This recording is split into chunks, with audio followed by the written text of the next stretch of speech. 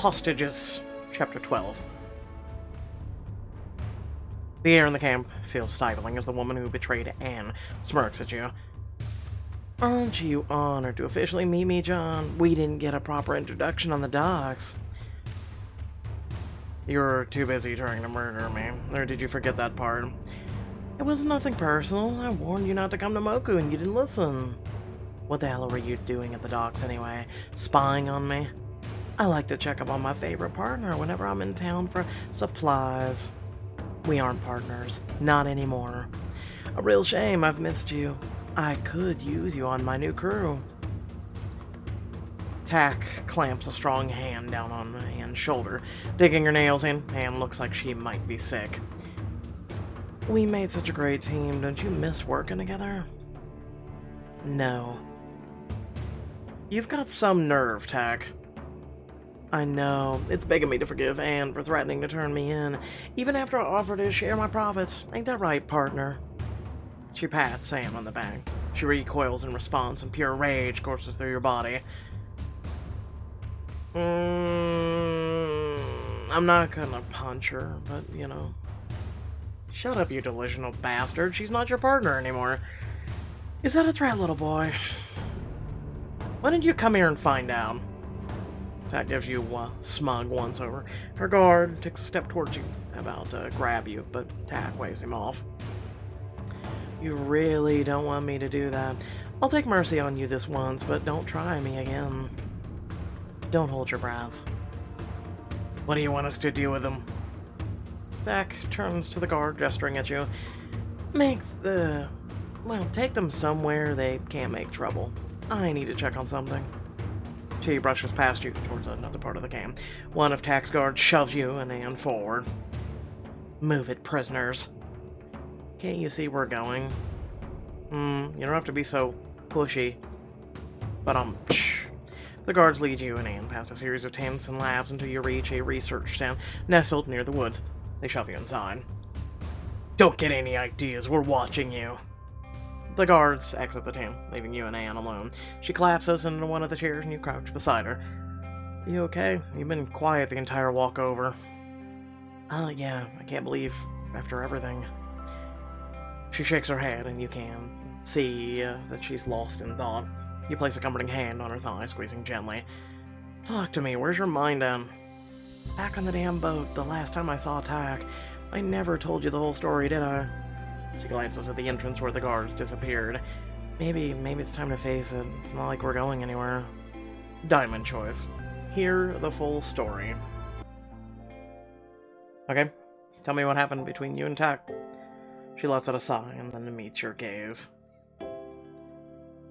Well, it's a bad story. I'd hate if it made you think less of me. And I would never think less of you. You brush your fingers against her cheek. Nothing you could tell me would change how I feel about you.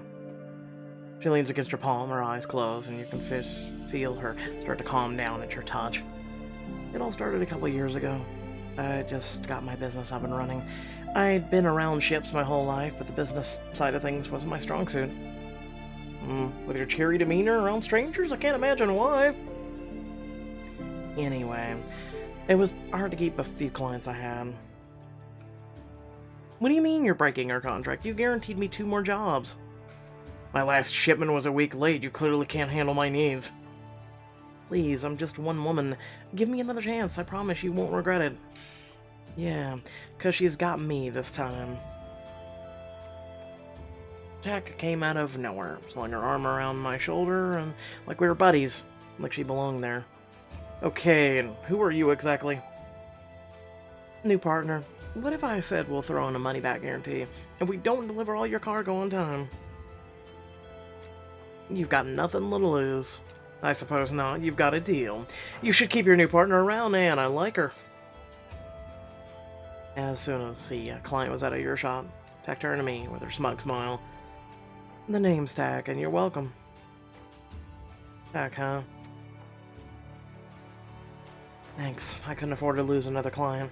I had a feeling. Called a sixth sense. It's a new business. Hard to go at it without clients. Maybe we can help each other. I've got the contacts from the old company, but I don't have a boat. And you and I go in together. Split the profits 50-50. I deal with the people, you just sail. What do you say? And it was just what I needed. And I couldn't believe my luck. Alright, partners. We worked well together. It wasn't long before we came closer than sisters. Hell, my parents had her over for dinner all the time. You couldn't have known what she was gonna do. I should have guessed. I fell for her damn slick moves, just like all of our clients. It's hard to look for the wrong when you're on top of the world, and we were raking in so much money. I can't believe you got them to pay double last month's price. What can I say? I'm a natural negotiator. Hey, you sure we loaded the right crates? These look different. Of course I'm sure. Don't you trust me to do the job? I let it go. Though looking back, I should have realized something was off. But I was so happy to find the perfect business partner. Maybe deep down I didn't really want to know what was going on. A year or so later, we were on a last-minute job, and I noticed we broke one of the crates. I went to take a look. Why isn't this on the manifest? I should take a look inside. These shouldn't be here. I was in shock. I checked the other crates, drugs, weapons, you name it, I found them. Why the hell are these on my boat? You weren't supposed to see that, sister. Tack! This stuff is poisoning our people. Wake up, Anne. Without me, you would have been on the street in a week. I'd rather be on the street than smuggling this god-awful stuff. Come on. If we're doing it, someone else would. We might as well be the ones making all the money. We're not doing anything. We're going back in port. I'm turning you in. Wrong choice. Next thing I knew, we were wrestling. Tack pushed me overboard. I tried to swim after her, but I was too slow. Tack, wait! You should have joined me, Anne. Goodbye. I watched her sail my grandfather's boat over the horizon. She left me to die. Her friend, her partner, her sister. And I'm so sorry. If that fishing boat hadn't found me, I would have died. All because I trusted the wrong person. It's not your fault. Tack tricked you. She pretended she was something she wasn't. Because I'm a sucker. And no, because you're a good person who wanted to believe she was one, too. It's her fault for believing you were like her. She reaches out and laces her fingers with yours. You search her gaze, finding them full of warmth now. Thanks. For what? For listening. I needed to get that off my chest. From now on, you don't have to carry anything alone. I'm here to help you shoulder the weight. She sighs and looks around the tent. Now we just need to get away, find a way out of here. There's gotta be something, around here we can use. You try every drawer, cabinets, but they're all locked. You shake your head in disbelief. They just couldn't leave anything out, a scalpel, pair of scissors, anything. Tack's a lot of things, but she's not an idiot.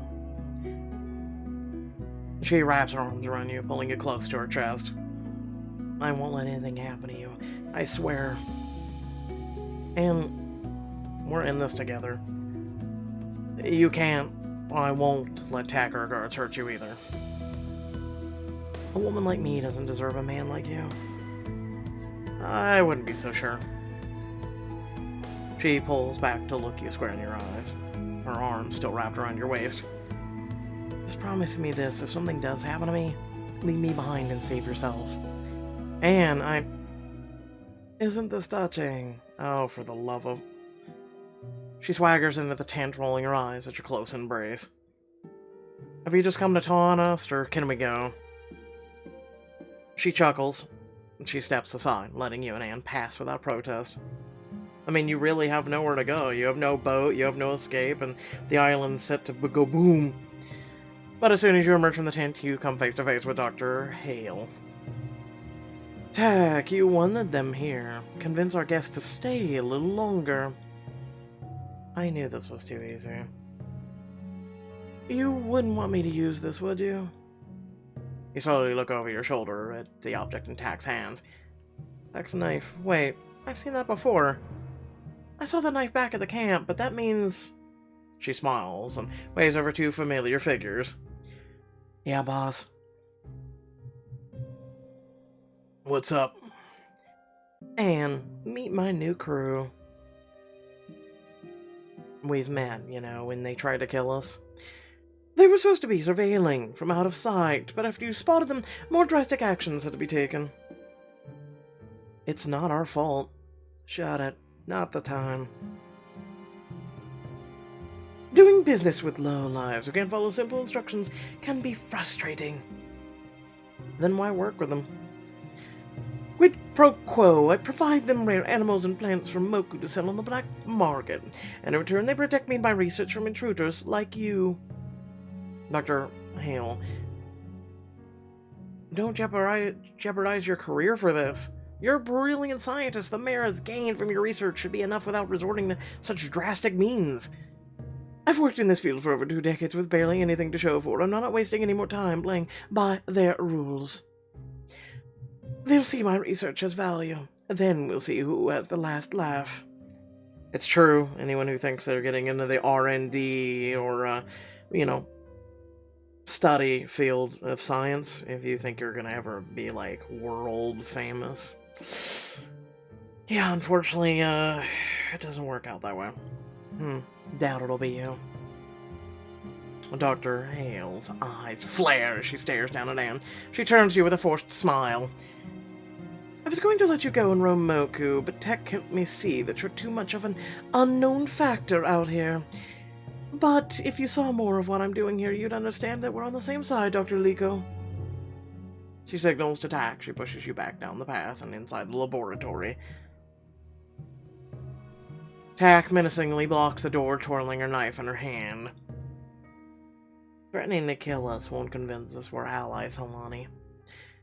Dr. Hale, and I'm nothing to prove to a simple tour guide. You wouldn't be able to comprehend my work even if it were spoon-fed to you.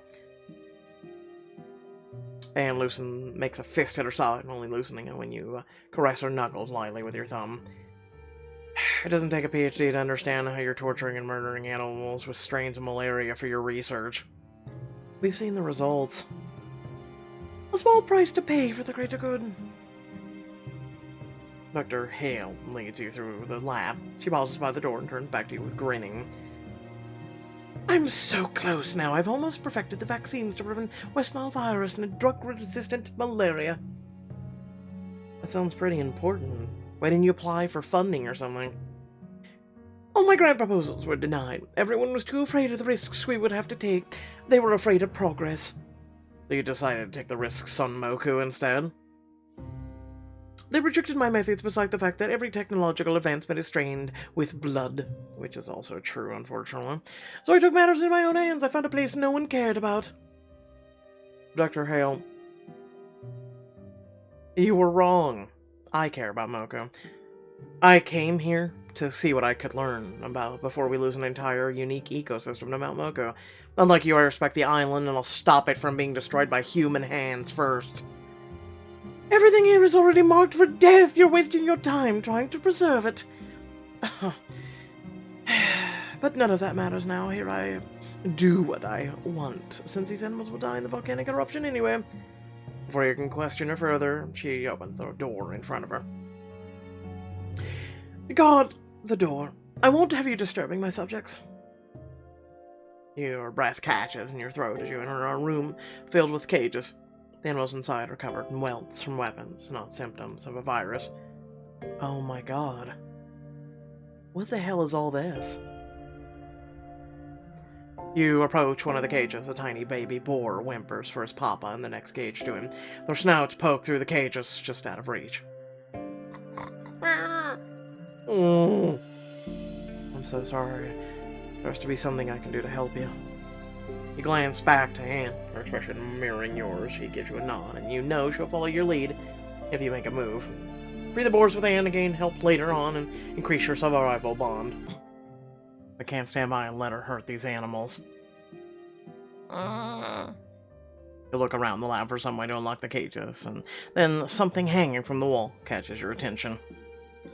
Hope it's to the cages. You look at Anne and then look back to the key. She nods in understanding, mouthing a single phrase. On it.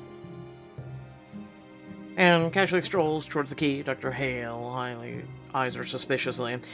I've got to find a way to distract her. What are you... Dr. Hale, I have a question. She turns towards you, and you swallow a sigh of relief. Yes, come around to my research. Well, you're so full of yourself. How have the different animals responded to the virus? I'm glad you asked. We've discovered a few symptoms in the larger mammals that don't appear in the introverts. I see. I assume it's the presentation in humans that's consistent with the larger mammals. You understand. It's so fascinating that... You risk a glance at Anne. Dr. Hale continues rambling about her research. She's almost at the key. Keeps stalling. So, do you have charts? I'd love to see them. Right over here. She shows you over to the desk on the other side of the lab. A glass of water sits beside the stack of papers she reaches for. You inch closer to the research and accidentally knock the water over. It spills onto the paper, soaking them through and blurring the ink. Clumsy me. My research, what have you done? I mean, don't you save that shit on a hard copy or something? I hope that wasn't important. You've heard of backing things up on a computer, right? Silence! I need to salvage my work. She tries desperately to wipe the water away. And then when it doesn't work, she picks up a single page and tries to shake it dry. This is impossible. You two stay here and try not to make any more of a mess. She storms out of the room, but you can still hear her shouting as the door swings shut behind her. Tack, find me a towel now! Towels don't work either, trust me. As soon as she exits, you meet Anne's gaze. She holds up the key triumphantly. Let's do this. The two of you launch yourselves at the cages. I don't know why we need to launch, but I'd agree. Unlocking them as quickly as you can move. The animals are quite confused. The boar seems unsure and terrified, even in the face of freedom. Why aren't they moving? They probably learned that being taken out of the cages means pain. So, what do we do? She'll be back any second now. I should smack them on the rumps. Well, they won't hurt. You slowly reach your hand out towards the nearest boar, your heart breaking as it recoils away from you. I'm sorry, buddy, I'm not gonna hurt you. You gently brush your fingers over the boar's bristly hair. The boar stiffens for a moment, but when it realizes you're not a danger, it leans forward to rub against your hand. Anne carefully reaches a hand in the baby's cage and gives it a pat. She scratches it under the chin, eliciting contented snuffling sounds. You withdraw your hand and watch as the boars cautiously step out of the cages. When they realize you're not going to hurt them, they hurry out of the lab. We did it. They're free. Hale, appears at the entrance. Tack just behind her. The boars run straight through her legs, nearly knocking her over. My experiments! Oh no, she plasters herself against the walls. A boar after boar runs past her. You turn to Dr. Hale with a smile. I just have one thing to say. Okay. Oh no. Freedom! I mean, I do it all the time. And eyes find yours and you share a smile of pure joy. Yeah, freedom. The boar bolts out of the camp and into the safety of the rainforest, letting out one final squeal. Freedom! Freedom! Do you realize what you've done? You've ruined years of research. You shrug, unable to contain your smile. Oops. You freed the boars. Freedom! An uneasy silence settles as she straightens her posture, smooths out the wrinkles in her clothes. Too bad she can't straighten the wrinkles out on her face. But instead of anger, she turns to you with a practiced patience. I can see why it was a mistake to show you the living experiments, but once you see the results, you'll change your mind about everything. Like Ultron being like, no, you'll change your mind. No, don't count on it.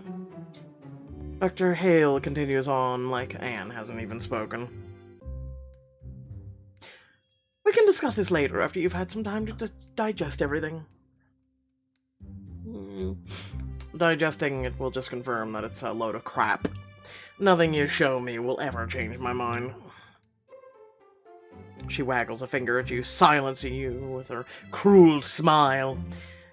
There's no arguing with the progress I've made. Numbers don't lie. Take them to their quarters, Tuck. With pleasure. As you're herded, a lamb, Anne wraps her arms around your waist, her body acting like a barrier between you and Tack. Outside, the day is faded, and in the night, the lights from the camp cast a soft, hazy glow over the cool green of the rainforest. What do we do?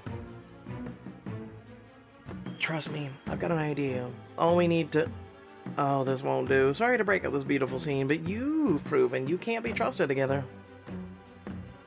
She grabs hold of your upper arm while one of the smugglers grabs Anne from behind to lead her away from you.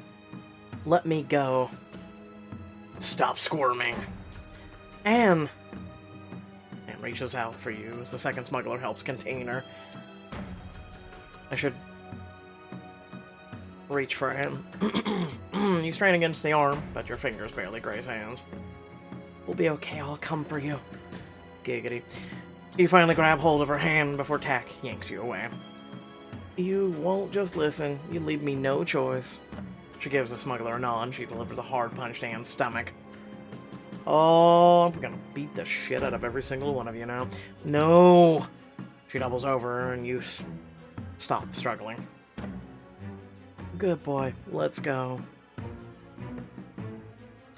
You allow Tack to lead you towards a tent, looking over your shoulder to watch the smugglers practically drag Anne to a tent further away.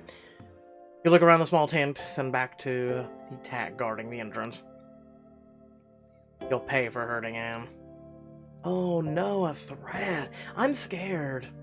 You glare at her while her boisterous laugh echoes through the tent. Save it, you're wasting your breath. Thinking over Hale's proposal, I'm sure you'll see she's right. Nothing will change my mind. She's a bit unconventional, but she's a genius. I've seen what she can do. You're saying her cures actually work? Sounds like someone's warming up to her ideas. Now stay here, Doc, or else. She tucks out of the tent. You feel a pang in your heart at her use of Doc. It's not the playful, sarcastic tone you've grown fond of. I hope Anne's faring better. You peek through the tent flap and notice that the way to hands looks clear. There's not much time. I know I could make it there and back before anyone realized I was gone. I need to know she's alright after what that smuggler did to her. Diamond choice. Make sure Anne is okay. Hold on, Anne. I'm coming. Peeking out of the tent flap again, you wait until some workers pass before you go dashing to where she was taken. I hope this is the right place. You quickly slip in and your jaw drops at the greenhouse surrounding you. Luscious plants of all species fill the space from wall to wall. No time to ogle, John, even if they transported an actual Amorphophallus titanium here.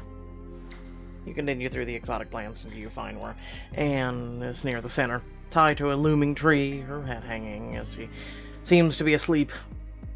I should wake her with a kiss. You sneak behind the tree, hiding yourself from view, then begin to pepper a trail of kisses up her arm. She shifts groggily.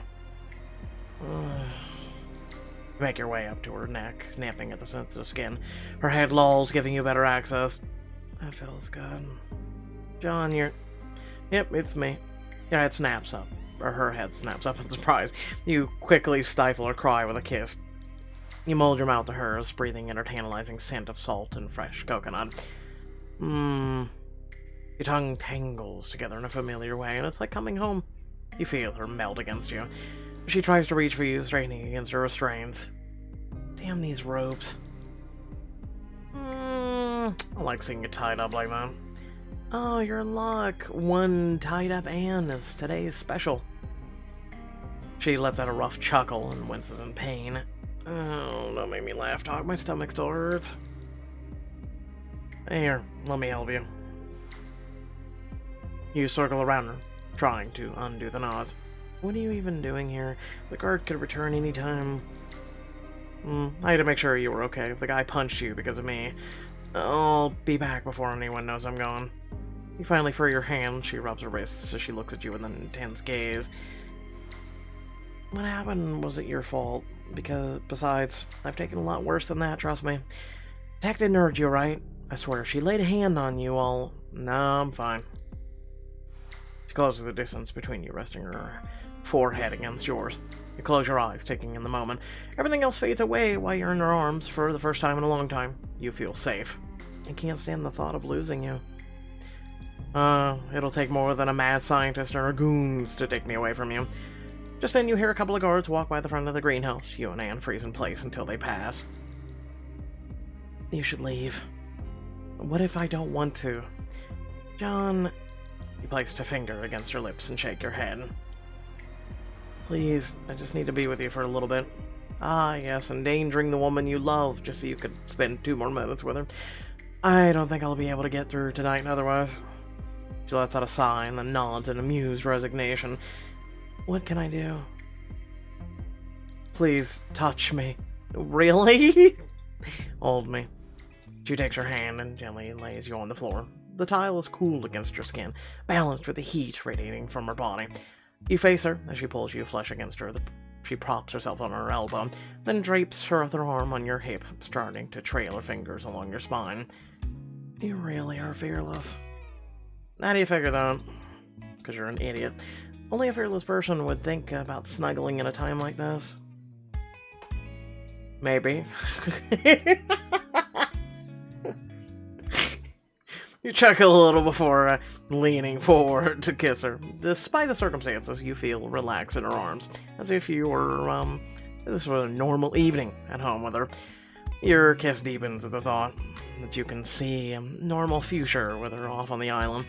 After a while, you pull back to look at her. You okay? Yeah, but I could use a little more snuggling. I'll mentally prepare, you know? Uh-huh, I'm sure that's it. It is. I want to be the little spoon, the big spoon. She smirks with a shrug. Whatever you want. She rolls over, exposing her back to you. You press your chest to it, then hook your leg over her thigh. You slide your arms beneath her, securing your hand against her chest. You rest your cheek against the warmth of her back and close your eyes. She threads her fingers through yours, and you can hear her breath steadying. Happy? Incredible. I like wrapping myself around you. A loud clank outside startles you, ending your reprieve, and you eye the rope on the ground as you stand. Go ahead, tie me up again. Well then. She stands against the tree once more. You wrap the rope around her wrist, trying not to tie it too tight. This is not how I envision this scenario. Someday you're gonna tell me how you did envision it. But for now, you need to go. This isn't goodbye. It's see you later. Like you said, you can't get rid of me that easily. You give her one last kiss before carefully sprinting back to your tent. You curl up in the mountain of pillows, holding on to your fleeting moments with Anne. Oh, there's no way to hell I'm letting Dr. Hale take that woman away from me. Yeah, well, get to planning there, Doc. You're not sure how much time has passed when Tack reappears at your tent. Miss me? Definitely not.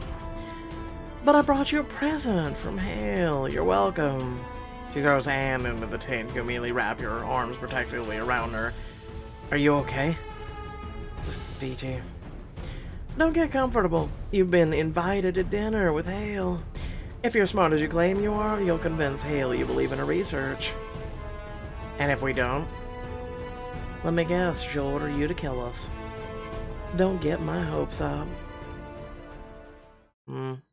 Thanks all for watching. Please remember to like the video, share the channel, That's also an extra plus, and all of it's free. Also, you know what's also free? You hitting that subscribe button if you're not already subscribed. And if you want to receive notifications of when I upload content rather than checking back yourself, basically, make sure to hit that little bell icon. It's a great way to receive notifications of when content does go live. It also will show up when you open your YouTube app or when you open YouTube, period. It'll help show up. So it'd be greatly appreciated. We're trying to grow this community. You know, I've put a lot of time, a lot of effort, and the whole 9 yards into this community. And I just want to grow it. That's it. You know, I want to grow it with people who are like-minded, even if you disagree sometimes. As long as it doesn't go to a certain extent of stupidity, we're perfectly fine. And by stupidity, I mean literally having to, you know, insult or attack other people. That's about it. Without further ado, look forward to more Choices content later today. I love you, beautiful faces. And make sure to, again, to smash that like and subscribe button. Thanks for watching. Peace out.